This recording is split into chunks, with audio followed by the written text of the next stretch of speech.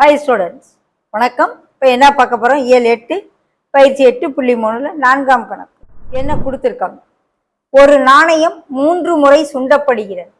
ஒரு காசை 3 தடவை சுண்டுறாங்க, அல்லது அட்ட டயத்தில் 3 நாணயங்கள் சுடுறாங்கன்னு எப்படினாலும் கொடுப்பாங்க.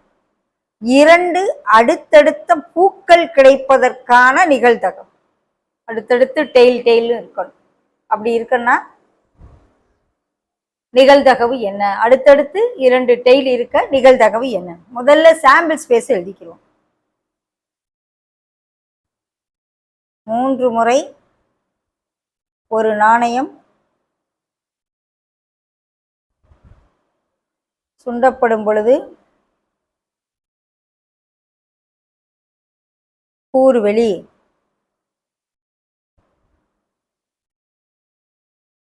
S is equal to என்னென்ன கிடைக்கும்? முதல்ல 3மே தலையா இருக்கும். அடுத்தது 2 தலை 1 பூ இருக்கும். அடுத்து 1 பூ 2 தலை. இந்த டீயை மாற்றி மாற்றி போடலாம். 2 தலை 1 பூ. ஓகே, 4. அடுத்தது 3மே தலையா இருக்கலாம். 1 தலை 2 பூ. டி கச்சு டி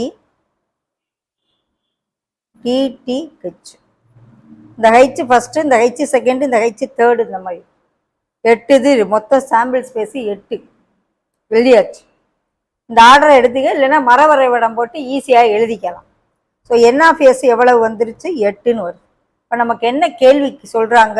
2 அடுத்தடுத்த பூக்கள். எங்கெல்லாம் அடுத்தடுத்து டி 2 டைம் இருக்கு? இந்த இருக்கு, 2 டி அடுத்தடுத்து இருக்கு. இங்கே 2 டி அடுத்தடுத்து இருக்கு.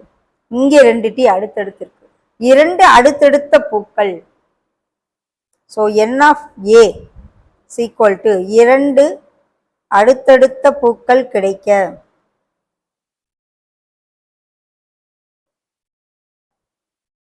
கிடைக்கும் நிகழ்ச்சி.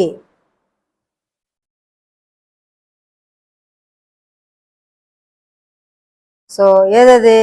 A is equal to முதல்ல ஏன்னு எழுதிக்கோ. டி டி டி அது ஒரு ஆப்ஷன். ஹெச் டி டி ஒரு ஆப்ஷன். டி டி ஹெச் ஒரு ஆப்ஷன். ஓகே, இப்போ மொத்தம் N(A) எத்தனை இருக்கு? 3 இருக்கு. ஸோ P(A) என்ன formula? N(A) by N(S). So P(A) is equal to N(A) by N(S). So 3/8 தான் 2 அடுத்தடுத்த பூக்கள் கிடைப்பதற்கான நிகழ்தகவு. ஓகே.